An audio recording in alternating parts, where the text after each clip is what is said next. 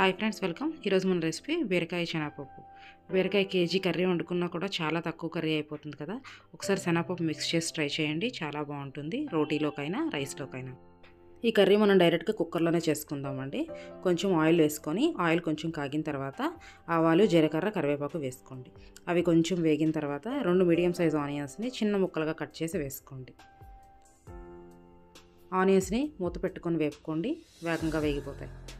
Onion ఇలా వేగిన తర్వాత హాఫ్ అన్ అవర్ నానబెట్టి పక్కన పెట్టుకున్న శనగపప్పు వేసుకోండి. కొంచెం పసుపు వేసుకొని ఒక 2 మినిట్స్ వేగనివ్వండి.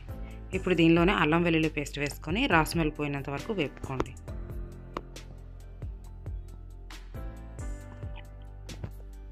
అల్లం వెల్లుల్లి పేస్ట్ రాస్మెల్ పోయిన తర్వాత కట్ చేసి పక్కన పెట్టుకున్న బీరకాయ ముక్కలు వేసుకోండి.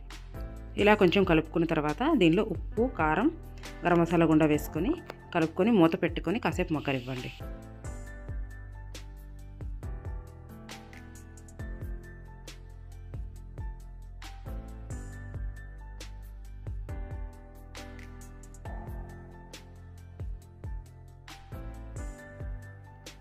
కాసేపు తర్వాత మూత తీసి చూడండి, బీరకాయ నుంచి వాటర్ బయటికి వచ్చి ఉంటాయి. ఇప్పుడు దీనిలో మీరు కొంచెం వాటర్ మిక్స్ చేసుకొని కుక్కర్ మూత పెట్టి ఒక 3 విజిల్స్ రానివ్వండి. ఆల్రెడీ హాఫ్ అన్ అవర్ నానపెట్టాం కదండి, 3 విజిల్స్ వస్తే సరిపోతుంది.